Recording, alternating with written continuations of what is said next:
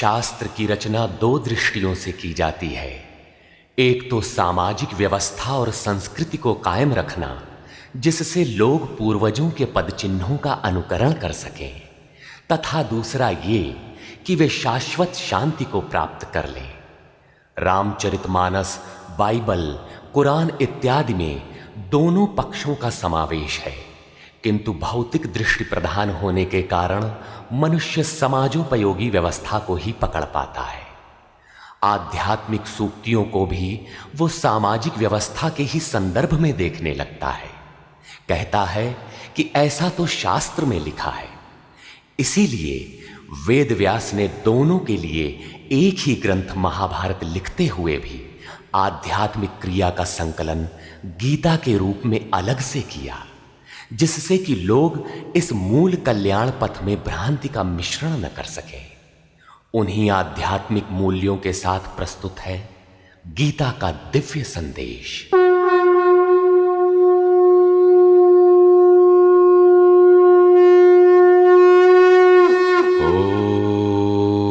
ओम श्री परमात्मने नमः। यथार्थ गीता, श्रीमद् भगवत गीता, अथ तृतीयो अध्यायः। अध्याय 2 में भगवान श्री कृष्ण ने बताया कि यह बुद्धि तेरे लिए ज्ञान मार्ग के विषय में कही गई। कौन सी बुद्धि? यही कि युद्ध कर, जीतोगे तो महामहिम की स्थिति प्राप्त कर लोगे और हारोगे तो देवत्व है। जीत में सर्वस्व है और हार में भी देवत्व है, कुछ मिलता ही है। अतः इस दृष्टि से लाभ और हानि दोनों में कुछ न कुछ मिलता है, किंचित भी क्षति नहीं है। फिर कहा, अब इसी को तू निष्काम कर्मयोग के विषय में सुन। जिस बुद्धि से युक्त होकर तू कर्मों के बंधन से अच्छी प्रकार छूट जाएगा। फिर उसकी विशेषताओं पर प्रकाश डाला। कर्म करते समय आवश्यक सावधानियों पर बल दिया कि फल की वासना वाला ना हो, कामनाओं से रहित होकर कर्म में प्रवृत्त हो और कर्म करने में तेरी अश्रद्धा भी ना हो, जिससे तू कर्म बंधन से मुक्त हो जाएगा। मुक्त तो होगा, किंतु रास्ते में अपनी स्थिति नहीं दिखाई पड़ी।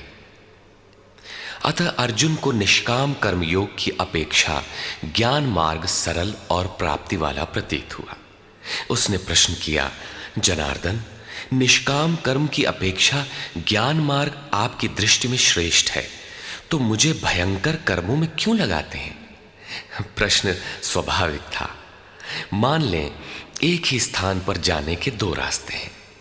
यदि आपको वास्तव में जाना है तो आप अवश्य प्रश्न करेंगे कि इनमें सुगम कौन है। यदि नहीं करते तो आप पथिक नहीं। ठीक इसी प्रकार अर्जुन ने भी प्रश्न रखा।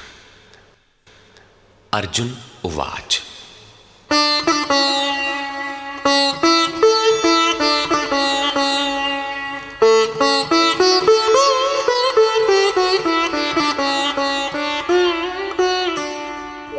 जायसी चेत कर्मणस्ते मता बुद्धिर्जनार्दन तत्किं कर्मणि घोरे मां नियोजयसि केशव। जनों पर दया करने वाले जनार्दन, यदि निष्काम कर्मयोग की अपेक्षा ज्ञान योग आपको श्रेष्ठ मान्य है, तो हे केशव, आप मुझे भयंकर कर्मयोग में क्यों लगाते हैं? निष्काम कर्मयोग में अर्जुन को भयंकरता दिखाई पड़ी, क्योंकि इसमें कर्म करने में ही तेरा अधिकार है, फल में कभी नहीं। कर्म करने में अश्रद्धा भी ना हो और निरंतर समर्पण के साथ योग पर दृष्टि रखते हुए कर्म में लगा रहे। जबकि ज्ञान मार्ग में हारोगे तो देवत्व है, जीतने पर महामहिम स्थिति है। अपनी लाभ हानि स्वयं देखते हुए आगे बढ़ना है। इस प्रकार अर्जुन को निष्काम कर्मयोग की अपेक्षा ज्ञान योग सरल प्रतीत हुआ। इसलिए उसने निवेदन किया,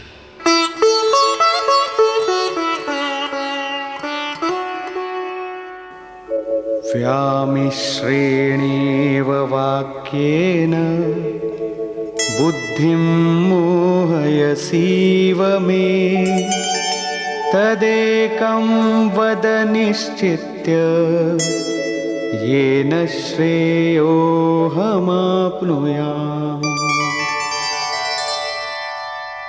आप इन मिले हुए से वचनों से मेरी बुद्धि मोहित सी करते हैं।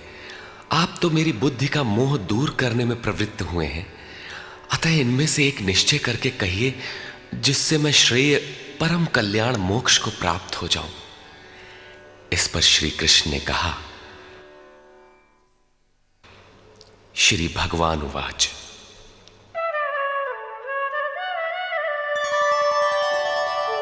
लोकेऽस्मिन् द्विविधा निष्ठा पुरा प्रोक्ता मया नघ ज्ञानयोगेन सांख्यानां कर्मयोगेन योगिनाम्। निष्पाप अर्जुन, इस संसार में सत्य शोध की दो धाराएं मेरे द्वारा पहले कही गई हैं। पहले का तात्पर्य कभी सत्य युग या त्रेता में नहीं, बल्कि अभी जिसे दूसरे अध्याय में कह आए हैं। ज्ञानियों के लिए ज्ञान मार्ग और योगियों के लिए निष्काम कर्म योग बताया गया है। दोनों ही मार्गों के अनुसार कर्म तो करना ही पड़ेगा, कर्म अनिवार्य है।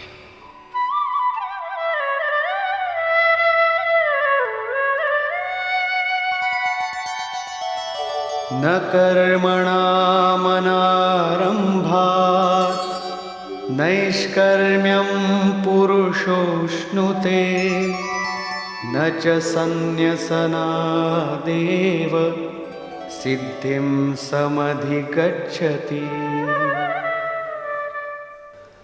अर्जुन, मनुष्य न तो कर्मों को न आरंभ करने से निष्कर्मता की अंतिम स्थिति को प्राप्त होता है और न आरंभ की हुई क्रिया को त्यागने मात्र से भगवत प्राप्ति रूपी परम सिद्धि को ही प्राप्त होता है। अब तुझे ज्ञान मार्ग अच्छा लगे या निष्काम कर्म मार्ग, दोनों में कर्म तो करना ही पड़ेगा। प्रायः इस स्थल पर लोग भगवत पथ में संक्षिप्त मार्ग और बचाव ढूंढने लगते हैं। कर्म आरंभ ही न करें, हो गए निष्कर्मी। कहीं ऐसी भ्रांति न रह जाए, इसलिए श्री कृष्ण बल देते हैं कि कर्मों को न आरंभ करने से कोई निष्कर्म भाव को नहीं प्राप्त होता। शुभाशुभ कर्मों का जहां अंत है, परम निष्कर्मता की उस स्थिति को कर्म करके ही पाया जा सकता है। इसी प्रकार बहुत से लोग कहते हैं, हम तो ज्ञान मार्गी हैं, ज्ञान मार्ग में कर्म है ही नहीं। ऐसा मानकर कर्मों को त्यागने वाले ज्ञानी नहीं होते।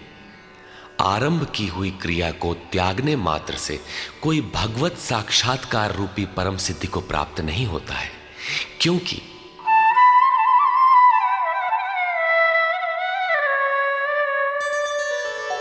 नहि कश्चित् क्षणमपि जातु तिष्ठत्य कर्मकृत् कार्यते ह्यवशः कर्म सर्वः प्रकृतिजैर्गुणैः। कोई भी पुरुष किसी काल में क्षण मात्र भी कर्म किए बिना नहीं रहता, क्योंकि सभी पुरुष प्रकृति से उत्पन्न हुए गुणों द्वारा विवश होकर कर्म करते हैं। प्रकृति और प्रकृति से उत्पन्न गुण जब तक जीवित हैं, तब तक कोई भी पुरुष कर्म किए बिना रह ही नहीं सकता। अध्याय 4 के 33वें और 37वें श्लोक में श्री कृष्ण कहते हैं कि यावन मात्र कर्म ज्ञान में समाप्त हो जाते हैं। ज्ञान रूपी अग्नि संपूर्ण कर्मों को भस्म कर देता है। यहां वे कहते हैं कि कर्म किए बिना कोई रहता ही नहीं। अंततः वे महापुरुष कहते क्या हैं? उनका आशय है कि यज्ञ करते करते तीनों गुणों से अतीत हो जाने पर मन के विलय और साक्षात्कार के साथ यज्ञ का परिणाम निकल जाने पर कर्म शेष हो जाते हैं। उस निर्धारित क्रिया की पूर्णता से पहले कर्म मिटते नहीं, प्रकृति पिंड नहीं छोड़ती।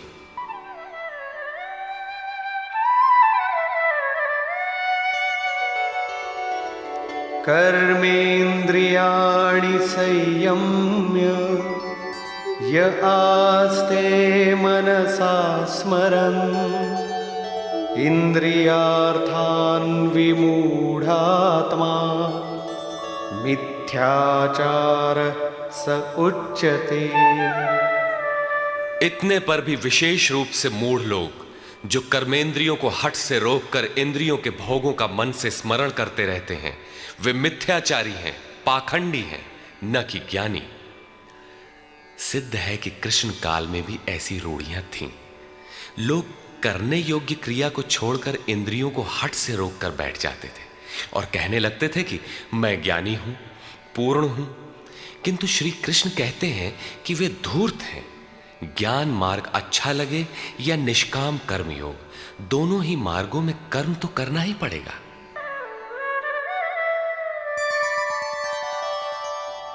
यस्त्विन्द्रियाणि मनसा नियम्यारभतेऽर्जुन कर्मेन्द्रियैः कर्मयोगम् असक्तः स विशिष्यते। अर्जुन, जो पुरुष मन से इंद्रियों को वश में करके जब मन में भी वासनाओं का स्फुरण न हो सर्वथा अनासक्त हुआ कर्मेंद्रियों से कर्मयोग का आचरण करता है, वो श्रेष्ठ है। ठीक है, समझ में आया कि कर्म का आचरण करें, किंतु यह प्रश्न खड़ा होता है कि कौन सा कर्म करें। इस पर कहते हैं,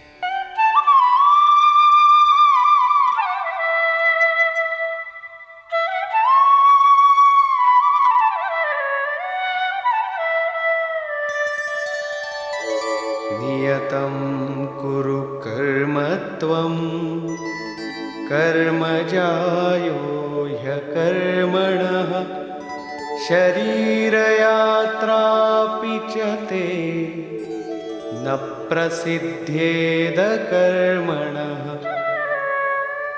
अर्जुन, तू निर्धारित किए हुए कर्म को कर, अर्थात कर्म तो बहुत से हैं, उनमें से कोई एक चुना हुआ है, उसी नियत कर्म को कर। कर्म न करने की अपेक्षा कर्म करना ही श्रेष्ठ है। इसलिए कि करते रहोगे, थोड़ी भी दूरी तय कर लोगे तो जैसा पीछे बता आए हैं, महान जन्म मरण के भय से उद्धार करने वाला है, इसलिए श्रेष्ठ है। कर्म न करने से तेरी शरीर यात्रा भी सिद्ध नहीं होगी। शरीर यात्रा का अर्थ लोग कहते हैं शरीर निर्वाह। कैसा शरीर निर्वाह? क्या आप शरीर हैं? ये पुरुष जन्म जन्मांतर से, युग युगांतरों से शरीर की यात्रा ही तो करता चला आ रहा है। जैसे वस्त्र जीर्ण हुआ तो दूसरा तीसरा धारण किया, इसी प्रकार कीट पतंग से लेकर मानव तक, ब्रह्मा से लेकर यावन मात्र जगत परिवर्तनशील है। ऊपर नीचे योनियों में बराबर ये जीव शरीरों की ही तो यात्रा कर रहा है।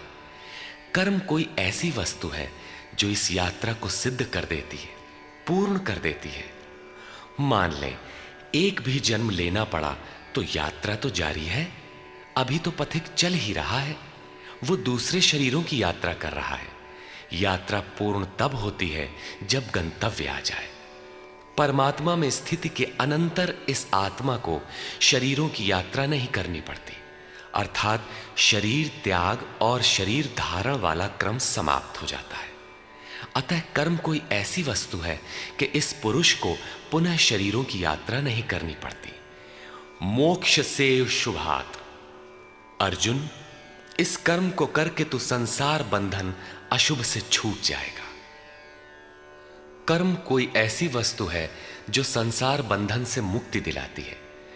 अब प्रश्न खड़ा होता है कि वो निर्धारित कर्म है क्या? इस पर कहते हैं,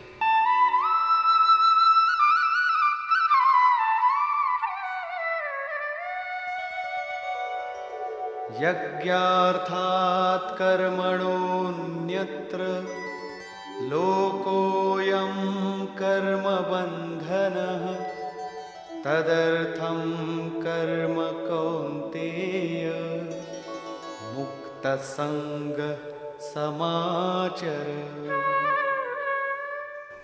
अर्जुन, यज्ञ की प्रक्रिया ही कर्म है। वो हरकत कर्म है जिससे यज्ञ पूर्ण हो। सिद्ध है कि कर्म एक निर्धारित प्रक्रिया है, इसके अतिरिक्त जो कर्म होते हैं क्या वे कर्म नहीं है? श्री कृष्ण कहते हैं, नहीं, वे कर्म नहीं है। अन्यत्र लोकोयम कर्म बंधनः। इस यज्ञ की प्रक्रिया के अतिरिक्त दुनिया में जो कुछ भी किया जाता है, सारा जगत जिसमें रात दिन व्यस्त है, वो इसी लोक का एक बंधन है, न कि कर्म। कर्म तो मोक्ष से शुभात, अशुभ अर्थात संसार बंधन से छुटकारा दिलाने वाला है। मात्र यज्ञ की प्रक्रिया ही कर्म है। वो हरकत कर्म है जिससे यज्ञ पूरा होता है। अतः अर्जुन, उस यज्ञ की पूर्ति के लिए संग दोष से अलग रहकर भली प्रकार कर्म का आचरण कर। संग दोष से अलग हुए बिना यह कर्म होता ही नहीं। अब हम समझ गए कि यज्ञ की प्रक्रिया ही कर्म है, किंतु यहां पुनः एक नवीन प्रश्न उत्पन्न हो गया कि वो यज्ञ क्या है जिसे किया जाए। इसके लिए पहले यज्ञ को न बताकर श्री कृष्ण बताते हैं कि यज्ञ आया कहां से, ये देता क्या है। उसकी विशेषताओं पर प्रकाश डाला और चौथे अध्याय में जाकर स्पष्ट किया कि यज्ञ क्या है जिसे हम कार्य रूप दें और हमसे कर्म होने लगे। योगेश्वर श्री कृष्ण की शैली से स्पष्ट है कि जिस वस्तु का चित्रण करना है वे पहले उसकी विशेषताओं का चित्रण करते हैं, जिससे श्रद्धा जागृत हो। तत्पश्चात वे उसमें बरती जाने वाली सावधानियों पर प्रकाश डालते हैं और अंत में मुख्य सिद्धांत प्रतिपादित करते हैं। स्मरण रहे कि यहां पर श्री कृष्ण ने कर्म के दूसरे अंग पर प्रकाश डाला कि कर्म एक निर्धारित क्रिया है। जो कुछ किया जाता है वो कर्म नहीं है। अध्याय 2 में पहली बार कर्म का नाम लिया, उसकी विशेषताओं पर बल दिया, उसमें बरती जाने वाली सावधानियों पर प्रकाश डाला, लेकिन यह नहीं बताया कि कर्म क्या है। योगेश्वर श्री कृष्ण ने कहा, अर्जुन, तू निर्धारित किए हुए कर्म को कर। अब प्रश्न उठता है कि निर्धारित कर्म क्या है जिसे हम करें। तब बताया कि यज्ञ को कार्य रूप देना कर्म है। अब प्रश्न उठता है कि वो यज्ञ क्या है। यहां यज्ञ की उत्पत्ति विशेषता बताकर शांत हो जाएंगे और आगे अध्याय 4 में यज्ञ का निखरा हुआ रूप मिलेगा जिसे करना कर्म है। कर्म की यह परिभाषा गीता को समझने की कुंजी है। यज्ञ के अतिरिक्त दुनिया में लोग कुछ न कुछ करते ही रहते हैं। कोई खेती करता है तो कोई व्यापार, कोई पदासीन है तो कोई सेवक, कोई अपने को बुद्धिजीवी कहता है तो कोई श्रमजीवी, कोई समाज सेवा को कर्म मानता है तो कोई देश सेवा को। और इन्हीं कर्मों में लोग सकाम और निष्काम कर्म की भूमिका भी बनाए पड़े हैं। किंतु श्री कृष्ण कहते हैं ये कर्म नहीं है। अन्यत्र लोकोयम कर्म बंधनः। यज्ञ की प्रक्रिया के सिवाय जो कुछ भी किया जाता है वो इसी लोक का बंधनकारी कर्म है, न कि मोक्षद कर्म। वस्तुतः यज्ञ की प्रक्रिया ही कर्म है।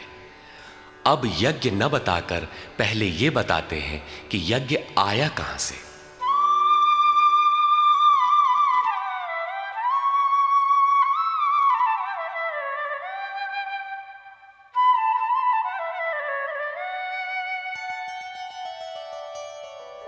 सह यज्ञाः प्रजा सृष्ट्वा पुरोवाच प्रजापतिः अनेन प्रसविष्यध्वम् एषवोस्त्विष्टकामधुक्।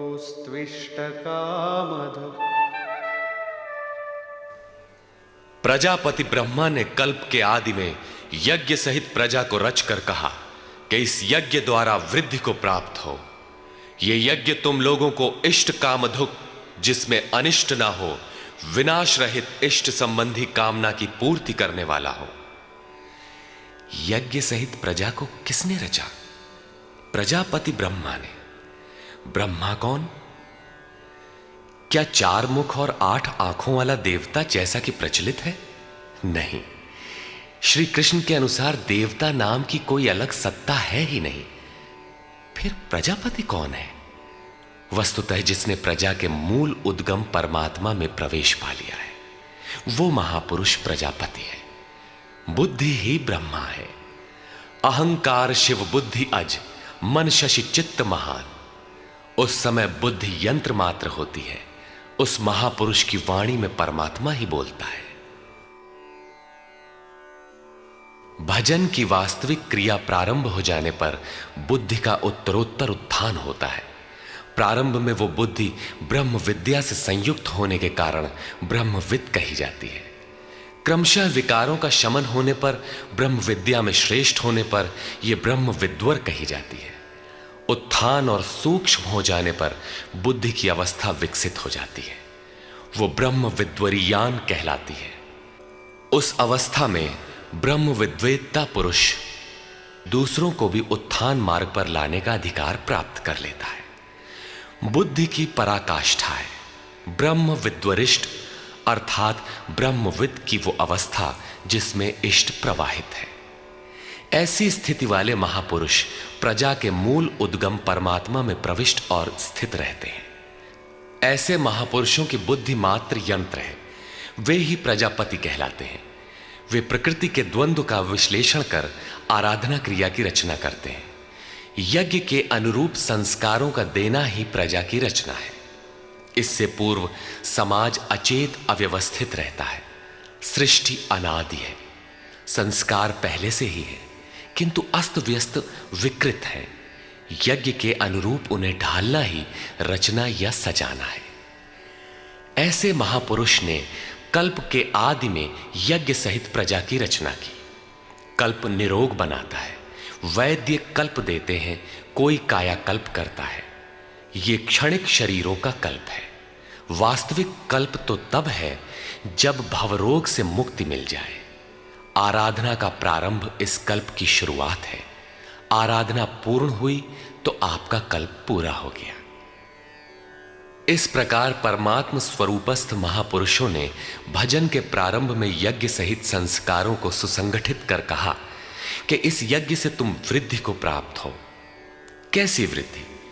क्या मकान कच्चे से पक्का बन जाएगा? आय अधिक होने लगेगी?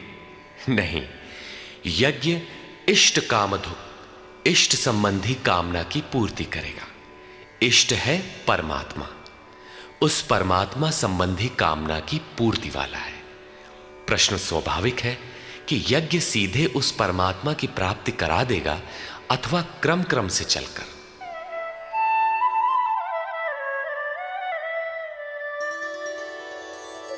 देवान् भावयतानेन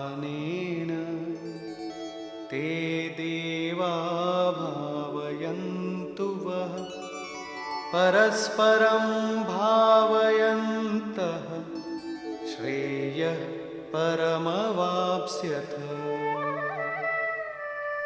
इस यज्ञ द्वारा देवताओं की उन्नति करो, अर्थात दैवी संपत्ति की वृद्धि करो। वे देवता लोग तुम लोगों की उन्नति करेंगे। इस प्रकार आपस में वृद्धि करते हुए परम श्रेय, जिसके बाद कुछ भी पाना शेष न रहे, ऐसे परम कल्याण को प्राप्त हो जाओ। ज्यों ज्यों हम यज्ञ में प्रवेश करेंगे, आगे यज्ञ का अर्थ होगा आराधना की विधि। त्यों त्यों हृदय देश में दैवी संपत्ति अर्जित होती चली जाएगी। परम देव एकमात्र परमात्मा है। उस परम देव में प्रवेश दिला देने वाली जो संपद है, अंतःकरण की जो सजातीय प्रवृत्ति है, उसी को दैवी संपत्ति कहते हैं। वो परम देव को संभव करती है, इसलिए दैवी संपत्ति कही जाती है, न कि बाहरी देवता जैसा लोग कल्पना कर लेते हैं। योगेश्वर श्री कृष्ण के शब्दों में उनका कोई अस्तित्व नहीं है। आगे कहते हैं,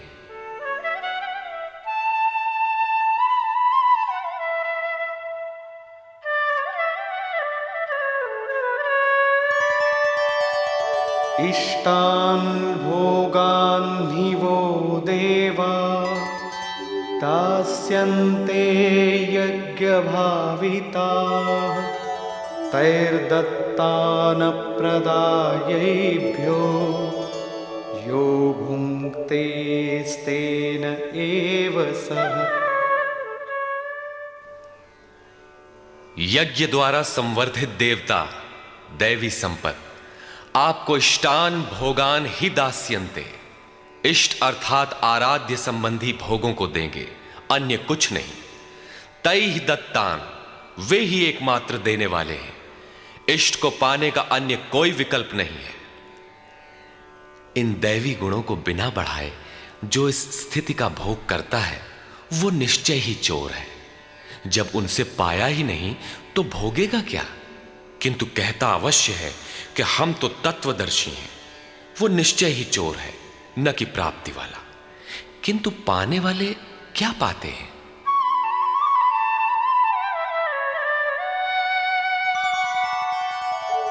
यज्ञशिष्टाशिनः सन्तो मुच्यन्ते सर्वकिल्बिषैः भुञ्जते ते त्वघं पापा ये पचन्त्यात्मकारणात्।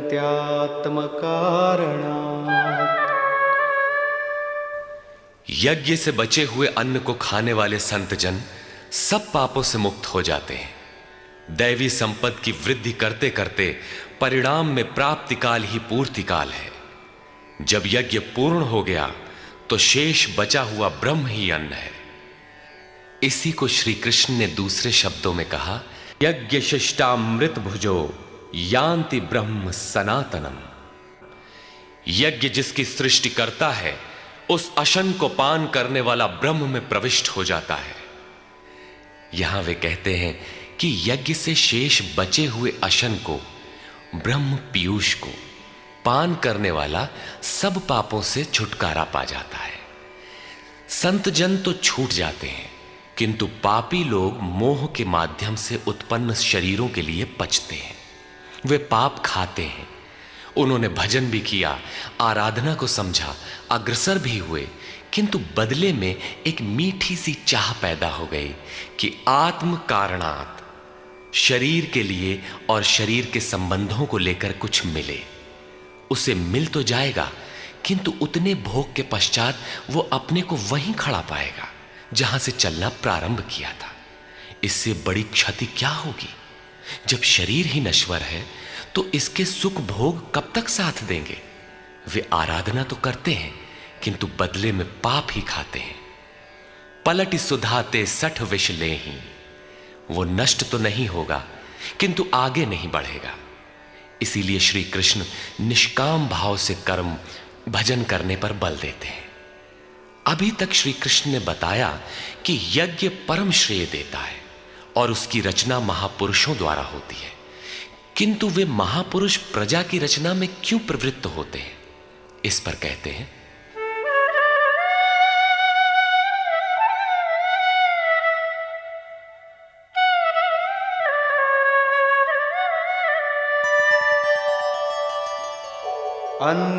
अन्नाद्भवन्ति भूतानि पर्जन्यादन्नसम्भवः यज्ञाद्भवति पर्जन्यो यज्ञः कर्म समुद्भवः। कर्म ब्रह्मोद्भवं विद्धि ब्रह्माक्षर समुद्भवम् तस्मात् सर्वगतं ब्रह्म नित्यं यज्ञे प्रतिष्ठितम्। संपूर्ण प्राणी अन्न से उत्पन्न होते हैं। अन्नम ब्रह्म व्यजानात्, अन्न परमात्मा ही है। उस ब्रह्म पीयूष को ही उद्देश्य बनाकर प्राणी यज्ञ की ओर अग्रसर होता है। अन्न की उत्पत्ति वृष्टि से होती है, बादलों से होने वाली वर्षा नहीं अपितु कृपा वृष्टि। पूर्व संचित यज्ञ कर्म ही कृपा के रूप में बरस पड़ता है। आज की आराधना कल कृपा के रूप में मिलेगी, इसीलिए वृष्टि यज्ञ से होती है। स्वाहा बोलने और तिल जौ जलाने से ही वृष्टि होती तो विश्व की अधिकांश मरुभूमि ऊसर क्यों रहती, उर्वर बन जाती। यहां कृपा वृष्टि यज्ञ की देन है। ये यज्ञ कर्मों से ही उत्पन्न होने वाला है। कर्म से यज्ञ पूर्ण होता है। उस कर्म को वेद से उत्पन्न हुआ जान। वेद ब्रह्म स्थित महापुरुष की वाणी है। जो तत्व विदित नहीं है उसकी प्रत्यक्ष अनुभूति का नाम वेद है, न कि कुछ श्लोक संग्रह। वेद अविनाशी परमात्मा से उत्पन्न हुआ जान। कहा तो महात्माओं ने, किंतु वे परमात्मा के साथ तद्रूप हो चुके हैं। उनके माध्यम से अविनाशी परमात्मा ही बोलता है, इसलिए वेद अपौरुषेय कहे जाते हैं। महापुरुष वेद कहां से पा गए? तो वेद अविनाशी परमात्मा से उत्पन्न हुआ। वे महापुरुष उससे तद्रूप हैं, वे मात्र यंत्र हैं, इसलिए उनके द्वारा वही बोलता है, क्योंकि यज्ञ के द्वारा ही मन के निरोध काल में वो विदित होता है। इससे सर्वव्यापी परम अक्षर परमात्मा सर्वदा यज्ञ में ही प्रतिष्ठित है। यज्ञ ही उसे पाने का एकमात्र उपाय है। इसी पर बल देते हैं। एवं प्रवर्तितं चक्रं नानुवर्तयति हयः अघायुरिन्द्रियारामो मोघं पार्थ सजीवति। हे पार्थ, जो पुरुष इसी लोक में मनुष्य शरीर प्राप्त कर इस प्रकार चलाए हुए साधन चक्र के अनुसार नहीं बरतता, अर्थात दैवी संपत्ति का उत्कर्ष, देवताओं की वृद्धि और परस्पर वृद्धि के द्वारा अक्षय धाम को प्राप्त करना, इस क्रम के अनुसार जो नहीं बरतता, इंद्रियों का आराम चाहने वाला वो पापायु पुरुष व्यर्थ ही जीता है। बंधुओं, योगेश्वर श्री कृष्ण ने अध्याय 2 में कर्म का नाम लिया और इस अध्याय में बताया कि नियत कर्म का आचरण कर। यज्ञ की प्रक्रिया ही कर्म है। इसके सिवाय जो कुछ किया जाता है वो इसी लोक का बंधन है। इसीलिए संग दोष से अलग रहकर उस यज्ञ की पूर्ति के लिए कर्म का आचरण कर। उन्होंने यज्ञ की विशेषताओं पर प्रकाश डाला और बताया कि यज्ञ की उत्पत्ति ब्रह्मा से है। प्रजा अन्न को उद्देश्य बनाकर उस यज्ञ में प्रवृत्ति होती है। यज्ञ कर्म से और कर्म अपौरुषेय वेद से उत्पन्न होते हैं, जबकि वेद मंत्रों के दृष्टा महापुरुष ही थे। उनका पुरुष तिरोहित हो चुका था।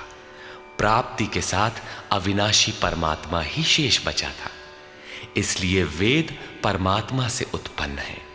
सर्वव्यापी परमात्मा यज्ञ में सर्वदा प्रतिष्ठित है। इस साधन चक्र के अनुसार जो नहीं बरतता, वो पापायु पुरुष इंद्रियों का सुख चाहने वाला है, व्यर्थ ही जीता है।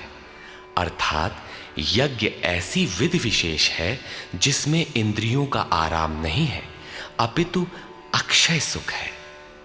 इंद्रियों के संयम के साथ इसमें लगने का विधान है। इंद्रियों का आराम चाहने वाले पापायु हैं। अभी तक श्री कृष्ण ने नहीं बताया है कि यज्ञ है क्या, परंतु क्या यज्ञ करते ही रहेंगे या इसका कभी अंत भी होगा? इस पर योगेश्वर कहते हैं,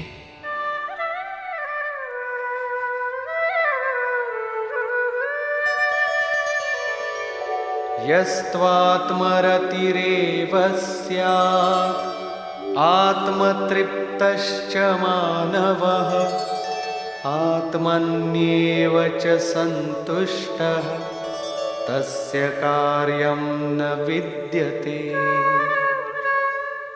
परंतु जो मनुष्य आत्मा में ही रत, आत्मतृप्त और आत्मा में ही संतुष्ट है, उसके लिए कोई कर्तव्य नहीं रह जाता। यही तो लक्ष्य था। जब अव्यक्त सनातन अविनाशी आत्म तत्व प्राप्त हो गया तो आगे ढूंढे किसे? ऐसे पुरुष के लिए न कर्म की आवश्यकता है न किसी आराधना की। आत्मा और परमात्मा एक दूसरे के पर्याय हैं। इसी का पुनः चित्रण करते हैं। नैव तस्य कृतेनार्थो न कृतेनेह कश्चन न चास्य सर्वभूतेषु कश्चिदर्थव्यपाश्रयः।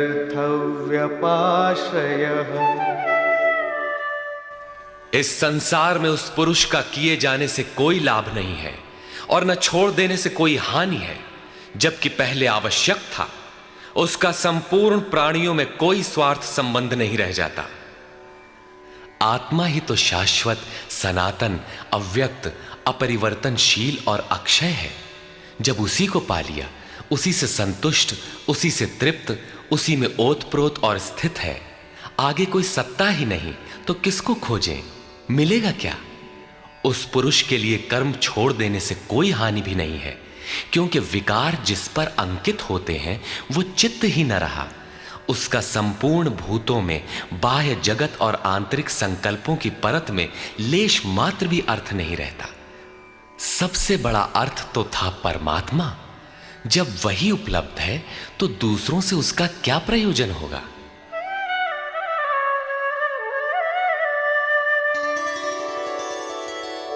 तस्मादसक्तः सततं कार्यं कर्म समाचर, असक्तो ह्याचरन् कर्म परमाप्नोति पुरुषः।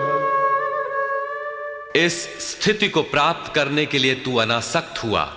निरंतर कार्यम कर्म, जो करने योग्य कर्म है उस कर्म को अच्छी प्रकार कर, क्योंकि अनासक्त पुरुष कर्म के आचरण से परमात्मा को प्राप्त होता है। नियत कर्म, कार्यम कर्म एक ही है। कर्म की प्रेरणा देते हुए वे कहते हैं,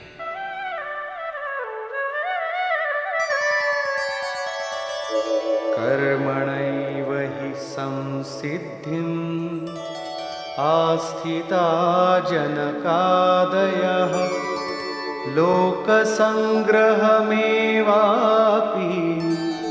संपश्यन् कर्तुमर्हसि। जनक माने राजा जनक नहीं, जनक जन्मदाता को कहते हैं। योग ही जनक है, आपके स्वरूप को जन्म देता है, प्रकट करता है। योग से संयुक्त प्रत्येक महापुरुष जनक हैं। ऐसे योग संयुक्त बहुत से ऋषियों, जनकादयः, जनक इत्यादि ज्ञानी जन महापुरुष भी कर्मणा एव संसिद्धिम, कर्मों के द्वारा ही परम सिद्धि को प्राप्त हुए हैं। परम सिद्धि माने परम तत्व परमात्मा की प्राप्ति। जनक इत्यादि जितने भी पूर्व में होने वाले महर्षि हुए हैं, इस कार्यम कर्म के द्वारा जो यज्ञ की प्रक्रिया है, इस कर्म को करके ही संसिद्धिम, परम सिद्धि को प्राप्त हुए। किंतु प्राप्ति के पश्चात वे भी लोक संग्रह को देखकर कर्म करते हैं, लोकहित को चाहते हुए कर्म करते हैं। अतः तू भी प्राप्ति के पश्चात लोकनायक बनने के लिए कार्य करने के ही योग्य है। क्यों?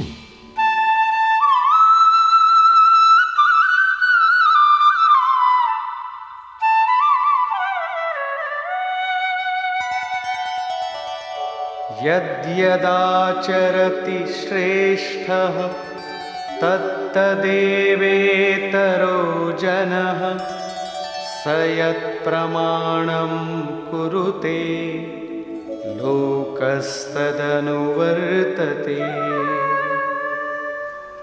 श्रेष्ठ पुरुष जो जो आचरण करता है, अन्य पुरुष भी उसके अनुसार ही करते हैं। वो महापुरुष जो कुछ प्रमाण कर देता है, संसार उसका अनुसरण करता है। पहले श्री कृष्ण ने स्वरूप में स्थित आत्मतृप्त महापुरुष की रहनी पर प्रकाश डाला कि उसके लिए कर्म किए जाने से न कोई लाभ और न छोड़ने से कोई हानि। फिर भी जनकादि कर्म में भली प्रकार बरतते थे। वहां उन महापुरुषों से श्री कृष्ण धीरे से अपनी तुलना कर देते हैं कि मैं भी एक महापुरुष हूं।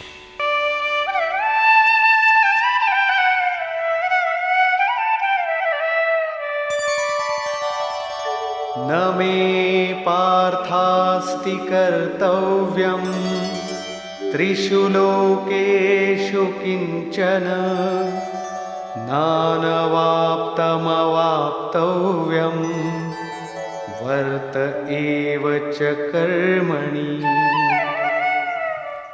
हे पार्थ, मुझे तीनों लोकों में कोई कर्तव्य नहीं है। पीछे कह आए हैं कि उस महापुरुष का समस्त भूतों में कोई कर्तव्य नहीं है। यहां कहते हैं तीनों लोकों में मुझे कुछ भी कर्तव्य शेष नहीं है, तथा किंचन मात्र प्राप्त होने योग्य वस्तु अप्राप्त नहीं है। तब भी मैं कर्म में भली प्रकार बरतता हूं। क्यों? यदि ह्यहं न वर्तेयं जातु कर्मण्यतन्द्रितः मम वर्त्मानुवर्तन्ते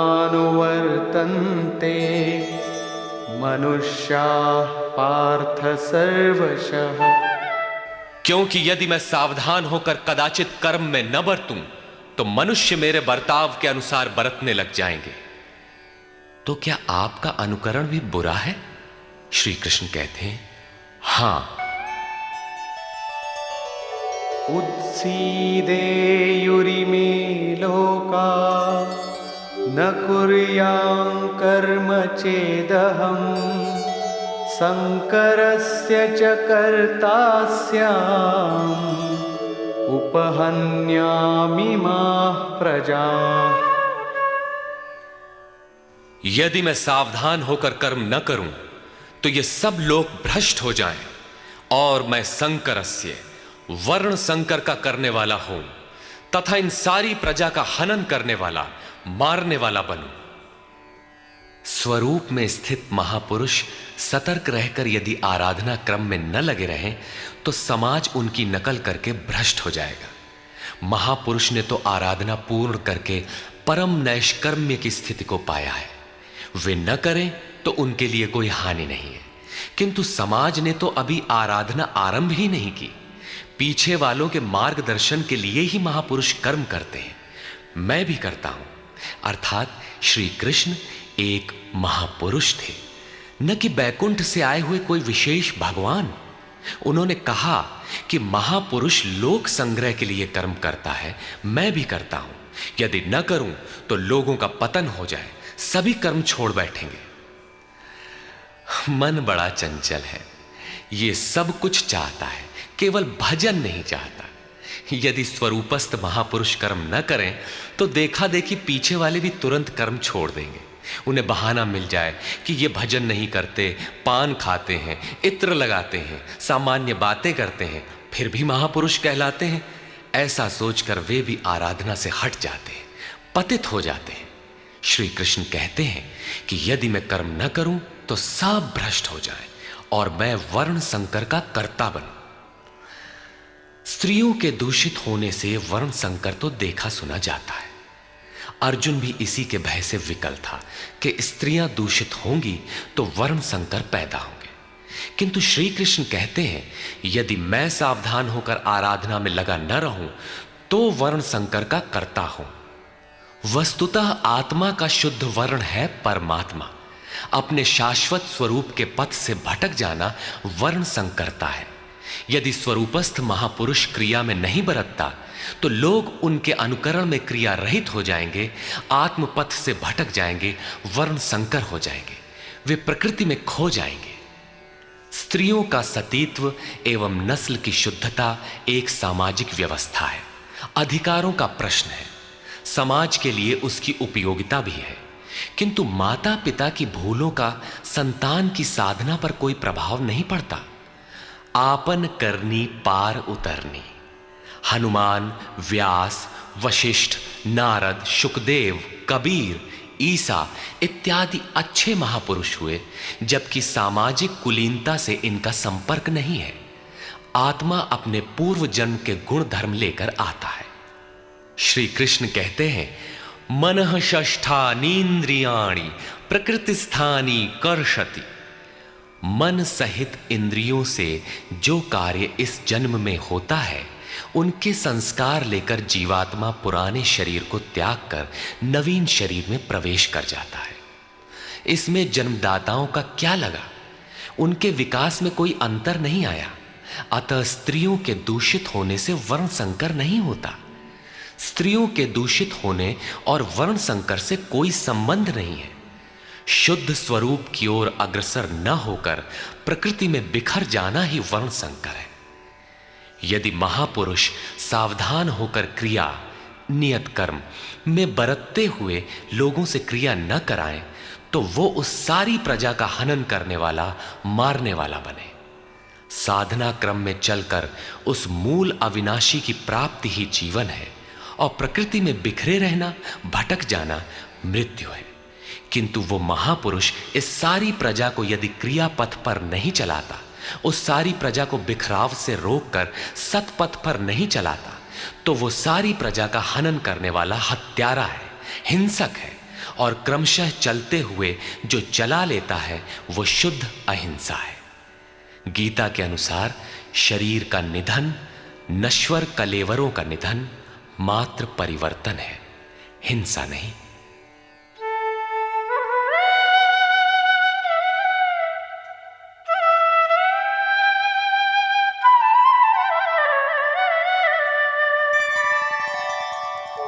सक्ताः कर्मण्य विद्वांसो यथा कुर्वन्ति भारत कुर्याद् विद्वांस्तथा सक्तः चिकीर्षुर्लोकसंग्रहम्। हे भारत, कर्म में आसक्त हुए अज्ञानी जन जैसे कर्म करते हैं, वैसे ही अनासक्त हुआ विद्वान पूर्ण ज्ञाता भी लोक हृदय में प्रेरणा और कल्याण संग्रह चाहता हुआ कर्म करे। यज्ञ की विधि जानते और करते हुए भी हम अज्ञानी हैं। ज्ञान का अर्थ है प्रत्यक्ष जानकारी। जब तक लेश मात्र भी हम अलग हैं, आराध्य अलग है, तब तक अज्ञान विद्यमान है। जब तक अज्ञान है तब तक कर्म में आसक्ति रहती है। अज्ञानी जितनी आसक्ति से आराधना करता है, उसी प्रकार अनासक्त जिसे कर्मों से प्रयोजन नहीं है, तो आसक्ति क्यों होगी? ऐसा पूर्ण ज्ञाता महापुरुष भी लोकहित के लिए कर्म करें, दैवी संपद का उत्कर्ष करें, जिससे समाज उस पर चल सके।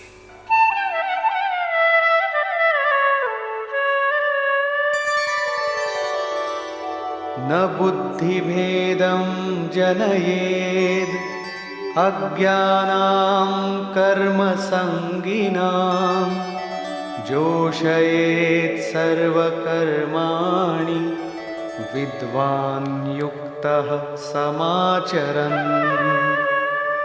ज्ञानी पुरुषों को चाहिए कि कर्मों में आसक्ति वाले अज्ञानियों की बुद्धि में भ्रम न पैदा करें, अर्थात स्वरूपस्थ महापुरुष ध्यान दें कि उनके किसी आचरण से पीछे वालों के मन में कर्म के प्रति अश्रद्धा न उत्पन्न हो जाए। परमात्म तत्व से संयुक्त महापुरुष को भी चाहिए कि स्वयं भली प्रकार नियत कर्म करता हुआ उनसे करावे। यही कारण था कि पूज्य महाराज जी वृद्धावस्था में भी रात के 2 बजे ही उठकर बैठ जाएं, खांसने लगे। 3 बजे बोलने लगे, उठो मिट्टी के पुतलो। सब उठकर चिंतन में लग जाएं तो स्वयं थोड़ा लेट जाएं। कुछ देर बाद फिर उठकर बैठ जाएं, कहें, तुम लोग सोचते हो कि महाराज सो रहे हैं, किंतु मैं सोता नहीं, श्वास में लगा हूं। वृद्धावस्था का शरीर है, बैठने में कष्ट होता है, इसी से मैं पड़ा रहता हूं। लेकिन तुम्हें तो स्थिर और सीधे बैठकर चिंतन में लगना है। जब तक तैल धारा के सदृश श्वास की डोरी न लग जाए, क्रम न टूटे, अन्य संकल्प बीच में व्यवधान उत्पन्न न कर सकें, तब तक सतत लगे रहना साधक का धर्म है। मेरी श्वास तो बांस की तरह स्थिर खड़ी है। यही कारण है कि अनुयायियों से कराने के लिए वो महापुरुष भली प्रकार कर्म में बरतता है। जिस गुण को सिखावे उसे करके दिखावे। इस प्रकार स्वरूपस्थ महापुरुष को भी चाहिए कि स्वयं कर्म करता हुआ साधकों को भी आराधना में लगाए रहे। साधक भी श्रद्धापूर्वक आराधना में लगे, किंतु चाहे ज्ञान योगी हो अथवा समर्पण भाव वाला निष्काम कर्म योगी हो, साधक में साधना का अहंकार नहीं आना चाहिए। कर्म किसके द्वारा होते हैं, उसके होने में कौन कारण है, इस पर श्री कृष्ण प्रकाश डालते हैं।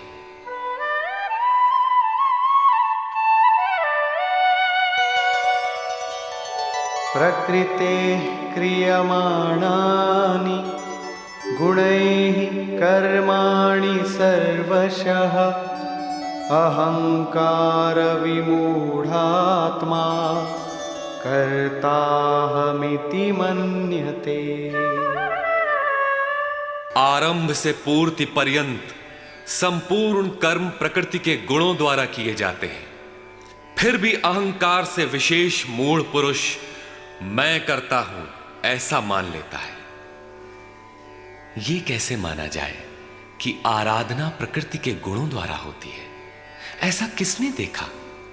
इस पर कहते हैं, तत्त्ववित्तु महाबाहो गुणकर्म विभागयोः गुणागुणेषु वर्तन्ते इति मत्वा न सज्जते।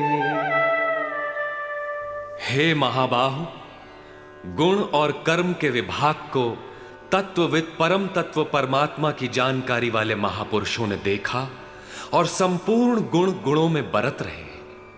ऐसा मानकर वे गुण और कर्मों के कर्तापन में आसक्त नहीं होते। यहां तत्व का अर्थ परम तत्व परमात्मा है, न कि 5 या 25 तत्व जैसा कि लोग गणना करते हैं। योगेश्वर श्री कृष्ण के शब्दों में तत्व एकमात्र परमात्मा है, अन्य कोई तत्व है ही नहीं। गुणों को पार करके परम तत्व परमात्मा में स्थित महापुरुष गुण के अनुसार कर्मों का विभाजन देख पाते हैं। तामसी गुण रहेगा तो उसका कार्य होगा आलस्य, निद्रा, प्रमाद, कर्म में प्रवृत्त न होने का स्वभाव। राजसी गुण रहेंगे तो आराधना में पीछे न हटने का स्वभाव, शौर्य, स्वामी भाव से कर्म होगा। और सात्विक गुण कार्यरत होने पर ध्यान, समाधि, अनुभवी उपलब्धि, धारावाहिक चिंतन, सरलता स्वभाव में होगी। गुण परिवर्तनशील है।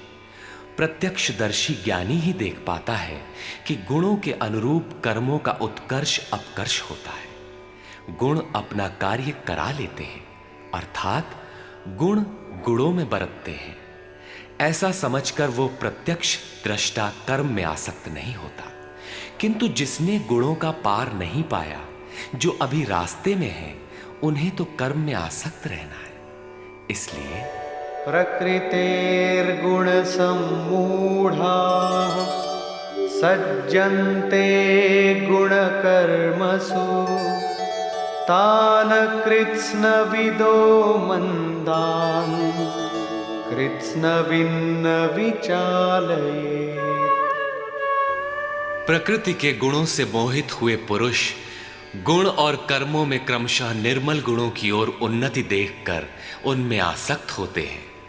उन अच्छी प्रकार न समझने वाले मंदान शिथिल प्रयत्न वालों को अच्छी प्रकार जानने वाला ज्ञानी चलायमान न करे। उन्हें हतोत्साहित न करे, बल्कि प्रोत्साहन दे, क्योंकि कर्म करके ही उन्हें परम नैष्कर्म्य की स्थिति पाना है। अपनी शक्ति और स्थिति का आकलन करके कर्म में प्रवृत्त होने वाले ज्ञान मार्गी साधकों को चाहिए कि कर्म को गुणों की देन माने, अपने को कर्ता मानकर अहंकारी न बन जाए। निर्मल गुणों को प्राप्त होने पर भी उनमें आसक्त न हो। किंतु निष्काम कर्मयोगी को कर्म और गुणों के विश्लेषण में समय देने की कोई आवश्यकता नहीं है। उसे तो बस समर्पण के साथ कर्म करते जाना है। कौन गुण आ जा रहा है, ये देखना इष्ट की जिम्मेदारी हो जाती है। गुणों का परिवर्तन और क्रम क्रम से उत्थान वो इष्ट की ही देन मानता है और कर्म होने को भी उन्हीं की देन मानता है। अतः कर्तापन का अहंकार या गुणों में आसक्ति होने की समस्या उसके लिए नहीं रहती, जबकि अनवरत लगा रहता है। इसी पर और साथ ही युद्ध का स्वरूप बताते हुए श्री कृष्ण कहते हैं,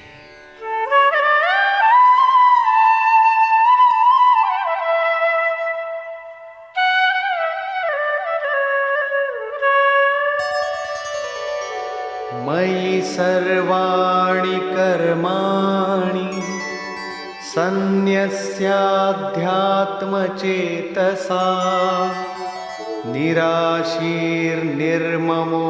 भूत्वा युध्यस्व विगतज्वरः।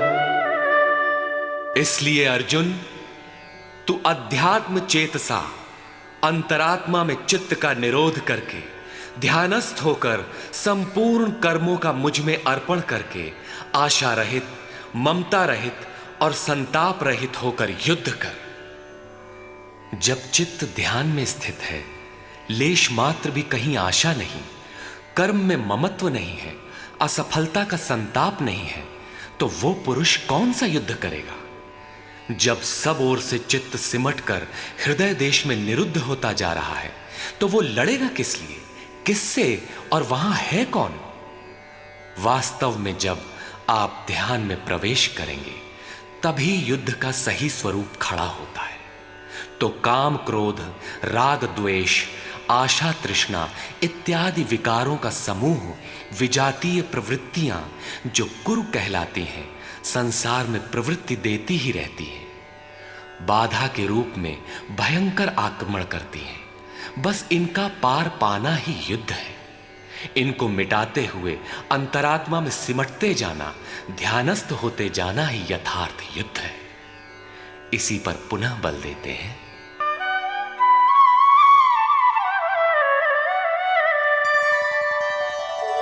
ये मे मतमिदं नित्यम् अनुतिष्ठन्ति मानवाः श्रद्धावन्तो न सूयन्तो मुच्यन्ते तेऽपि कर्मभिः। अर्जुन, जो कोई मनुष्य दोष दृष्टि से रहित होकर श्रद्धा भाव समर्पण से संयुक्त हुआ, सदा मेरे इस मत के अनुसार बरतते हैं कि युद्ध कर, वे पुरुष भी संपूर्ण कर्मों से छूट जाते हैं। योगेश्वर का यह आश्वासन किसी हिंदू, मुसलमान या ईसाई के लिए नहीं, अपितु मानव मात्र के लिए है। उनका मत है कि युद्ध कर। इससे ऐसा प्रतीत होता है कि यह उपदेश युद्ध वालों के लिए था। अर्जुन के समक्ष तो सौभाग्य से विश्व युद्ध की संरचना थी। आपके सामने तो कोई युद्ध नहीं है। आप गीता के पीछे क्यों पड़े हैं? क्योंकि कर्मों से छूटने का उपाय तो युद्ध करने वालों के लिए है, किंतु ऐसा कुछ नहीं है। वस्तुतः यह अंतर्देश की लड़ाई है। क्षेत्र और क्षेत्रज्ञ का, विद्या और अविद्या का, धर्म क्षेत्र और कुरुक्षेत्र का संघर्ष है। आप ज्यों-ज्यों ध्यान में चित्त का निरोध करेंगे, विजातीय प्रवृत्ति बाधा के रूप में प्रत्यक्ष होती है, भयंकर आक्रमण करती है। उसका शमन करते हुए चित्त का निरोध करते जाना ही युद्ध है। जो दोष दृष्टि से रहित होकर श्रद्धा के साथ इस युद्ध में लगता है, वो कर्मों के बंधन से, आवागमन से भली प्रकार छुटकारा पा जाता है। जो इस युद्ध में प्रवृत्त नहीं होता, उसकी क्या गति होती है? इस पर कहते हैं,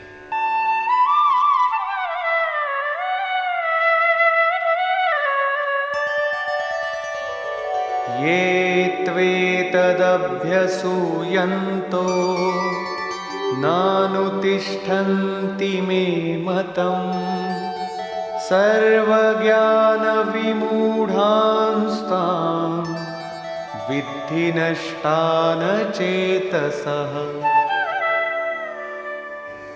जो दोष दृष्टि वाले अचेतसः, मोह निशा में अचेत लोग मेरे इस मत के अनुसार नहीं बरतते, अर्थात ध्यानस्थ होकर आशा, ममता, संताप रहित होकर समर्पण के साथ युद्ध नहीं करते। सर्वज्ञान विमूढ़ान, ज्ञान पथ में सर्वथा मोहित उन लोगों को तू कल्याण से भ्रष्ट हुआ ही जान। जब यही सही है तो लोग करते क्यों नहीं? इस पर कहते हैं, सदृशं चेष्टते स्वस्याः प्रकृतेर्ज्ञानवानपि प्रकृतिं यान्ति भूतानि निग्रहः किं करिष्यति। सभी प्राणी अपनी प्रकृति को प्राप्त होते हैं, अपने स्वभाव से परवश होकर कर्म में भाग लेते हैं। प्रत्यक्षदर्शी ज्ञानी भी अपनी प्रकृति के अनुसार चेष्टा करता है। प्राणी अपने कर्मों में बरतते हैं और ज्ञानी अपने स्वरूप में। जैसा जिसकी प्रकृति का दबाव है, वैसा ही कार्य करता है। यह स्वयं सिद्ध है, इसमें निराकरण कोई क्या करेगा। यही कारण है कि सभी लोग मेरे मत के अनुसार कर्म में प्रवृत्त नहीं हो पाते। वे आशा, ममता, संताप का, दूसरे शब्दों में राग द्वेष का त्याग नहीं कर पाते, जिससे कर्म का सम्यक आचरण नहीं हो पाता। इसी को और स्पष्ट करते हैं और दूसरा कारण बताते हैं।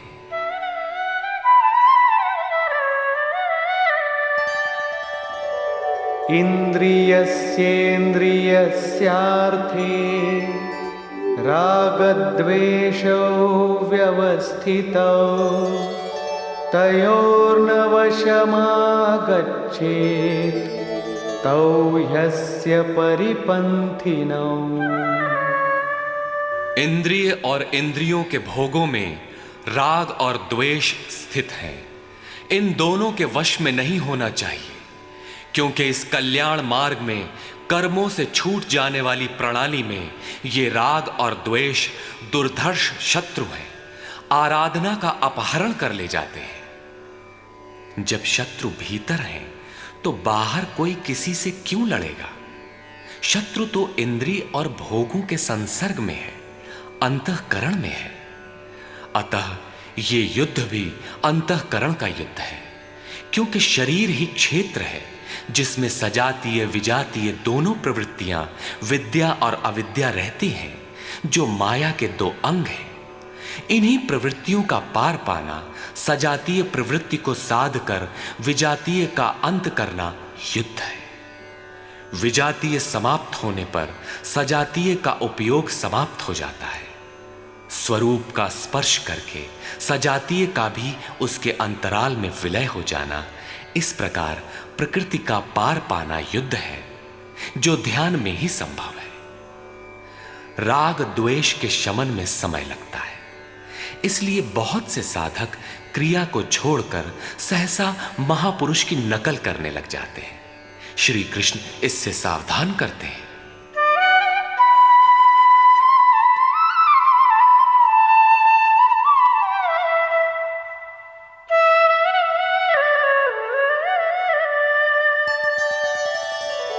श्रेयान् स्वधर्मो विगुणः परधर्मात् स्वनुष्ठिता स्वधर्मे निधनं श्रेयः परधर्मो भयावह। अच्छी प्रकार आचरण किए हुए दूसरे के धर्म से गुण रहित भी अपना धर्म अधिक उत्तम है। स्वभाव से उत्पन्न कर्म में प्रवृत्त होने की क्षमता स्वधर्म है, अतः स्वधर्माचरण में मरना भी परम कल्याणकारक है। अपनी क्षमता के अनुसार कर्म में प्रवृत्त होने से साधक एक न एक दिन पार पा जाता है। जहां से साधन छूटेगा, शरीर मिलने पर वहीं से पुनः प्रारंभ होगा। आत्मा तो मरता नहीं। शरीर अर्थात वस्त्र बदलने से आपके बुद्धि विचार बदल तो नहीं जाते। आगे वालों की तरह स्वांग बनाने से साधक भय को प्राप्त होगा। भय प्रकृति में होता है, परमात्मा में नहीं। प्रकृति का आवरण और घना हो उठेगा। स्वधर्म क्या है? अध्याय 2 में श्री कृष्ण ने स्वधर्म का नाम लिया था कि स्वधर्म को भी देखकर तू युद्ध करने योग्य है। क्षत्रिय के लिए इससे बढ़कर कल्याणकारी मार्ग नहीं है। स्वधर्म में अर्जुन क्षत्रिय पाया जाता है। संकेत किया कि अर्जुन, जो ब्राह्मण है, वेदों का उपदेश उनके लिए क्षुद्र जलाशय के तुल्य है। तू वेदों से ऊपर उठ और ब्राह्मण बन, अर्थात स्वधर्म में परिवर्तन संभव है। वहां पुनः कहा कि राग द्वेष के वश में न हो, इन्हें काट, स्वधर्म श्रेयस्कर है। इनका यह आशय नहीं है कि अर्जुन किसी ब्राह्मण की नकल करके उस जैसी वेशभूषा बना ले।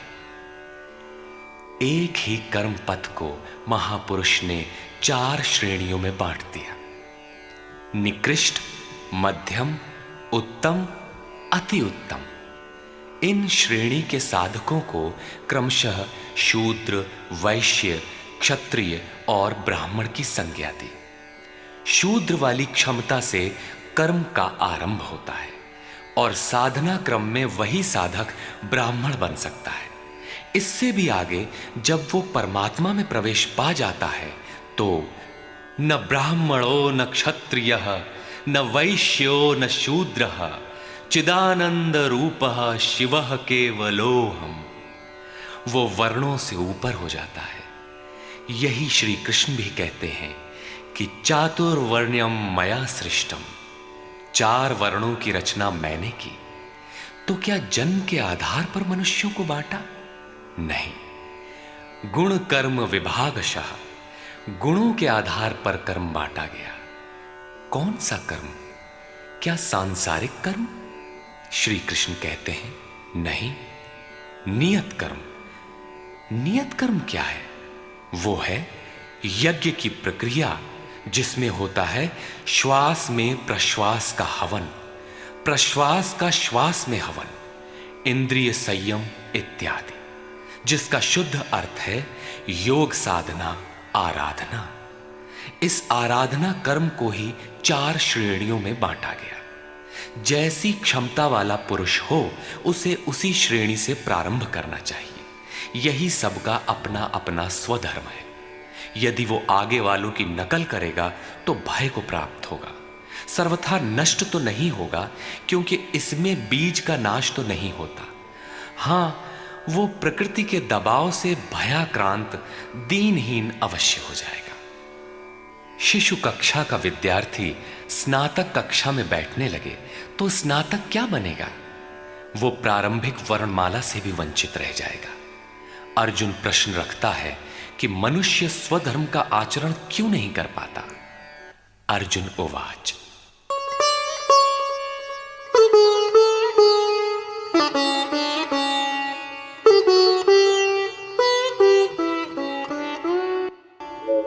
अथ केन प्रयुक्तोऽयं पापं चरति पूरुषः अनिच्छन्नपि वार्ष्णेय बलादिव नियोजितः। हे कृष्ण, फिर ये पुरुष बरबस घसीट कर लगाए हुए के सदृश न चाहता हुआ भी किसकी प्रेरणा से पाप का आचरण करता है? आपके मत के अनुसार क्यों नहीं चल पाता? इस पर योगेश्वर श्री कृष्ण कहते हैं, श्री भगवान उवाच,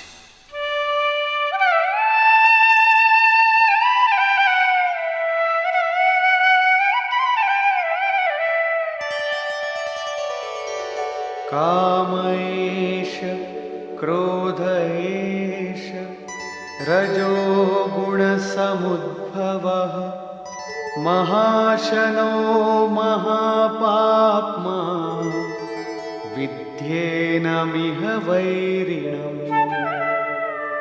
अर्जुन, रजोगुण से उत्पन्न ये काम और ये क्रोध अग्नि के समान भोग भोगने से कभी न तृप्त होने वाले बड़े पापी हैं। काम क्रोध राग द्वेष के ही पूरक हैं। अभी मैंने जिसकी चर्चा की थी, इस विषय में तू इनको ही शत्रु जान। अब इनका प्रभाव बताते हैं।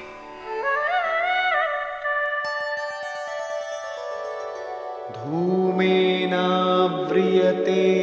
वह्निः यथादर्शो मलेन च यथोल्बेनावृतो गर्भः तथा तेनेदमावृतम्। जैसे धुएं से अग्नि और मल से दर्पण ढक जाता है, जैसे जेर से गर्भ ढका हुआ है, ठीक वैसे ही काम क्रोधादि विकारों से यह ज्ञान ढका हुआ है। भीगी लकड़ी जलाने पर धुआं ही धुआं होता है। अग्नि रहकर भी लपट का रूप नहीं ले पाता। मल से ढके दर्पण पर जिस प्रकार प्रतिबिंब स्पष्ट नहीं होता, झिल्ली के कारण जिस प्रकार गर्भ ढका रहता है, वैसे ही इन विकारों के रहते परमात्मा का प्रत्यक्ष ज्ञान नहीं होता।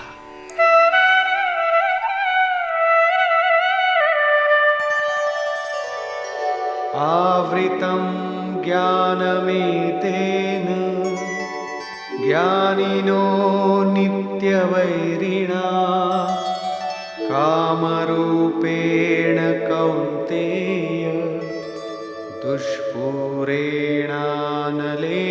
च। कौन्तेय, अग्नि के समान भोगों से न तृप्त होने वाले ज्ञानियों के निरंतर बैरी इस काम से ज्ञान ढका हुआ है।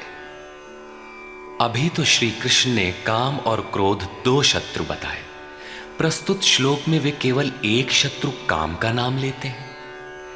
वस्तुतः काम में क्रोध का अंतर्भाव है। कार्य पूर्ण होने पर क्रोध समाप्त हो जाता है, किंतु कामना समाप्त नहीं होती। कामना पूर्ति में व्यवधान पड़ते ही क्रोध पुनः उभर आता है। काम के अंतराल में क्रोध भी निहित है। इस शत्रु का निवास कहां है? इसे ढूंढे कहां? निवास जान लेने पर इसे समूल नष्ट करने से सुविधा रहेगी। इस पर श्री कृष्ण कहते हैं,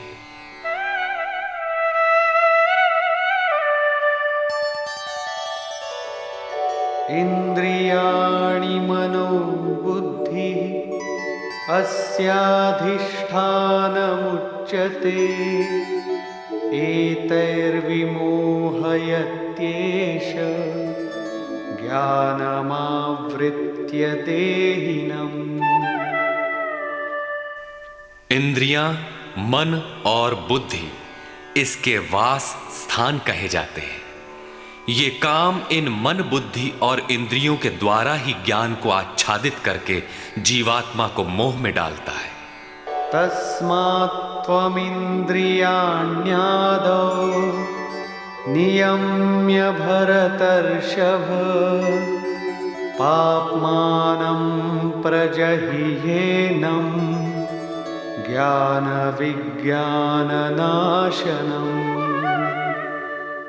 इसलिए अर्जुन, तू पहले इंद्रियों को नियम्य संयत कर, क्योंकि शत्रु तो इनके अंतराल में छिपा है। वो तुम्हारे शरीर के भीतर है, बाहर खोजने से वो कहीं नहीं मिलेगा। इंद्रियों को वश में करके ज्ञान और विज्ञान का नाश करने वाले इस पापी काम को ही मार। ये हृदय देश की अंतर जगत की लड़ाई है। काम सीधे पकड़ में नहीं आएगा, अतः विकारों के निवास स्थान का ही घेराव कर लो, इंद्रियों को ही संयत कर लो। किंतु इंद्रियों और मन को संयत करना तो बड़ा कठिन है। क्या ये हम कर पाएंगे? इस पर योगेश्वर श्री कृष्ण आपकी सामर्थ्य बताते हुए प्रोत्साहित करते हैं।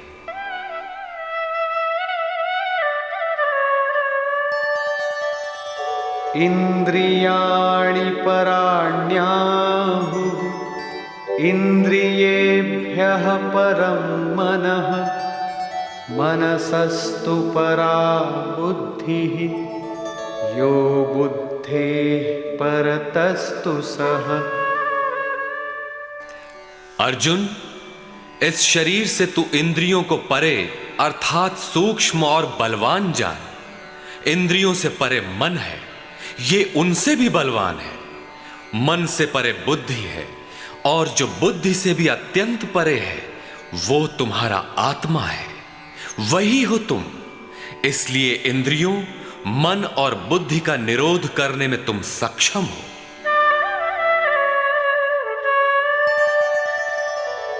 एवं बुद्धेः परं बुद्ध्वा संस्तभ्यात्मानमात्मना जहि शत्रुं महाबाहो कामरूपं दुरासदम्। इस प्रकार बुद्धि से परे अर्थात सूक्ष्म और बलवान अपने आत्मा को जानकर, आत्म बल को समझकर, बुद्धि के द्वारा अपने मन को वश में करके अर्जुन, इस काम रूपी दुर्जय शत्रु को मार। काम एक दुर्जय शत्रु है।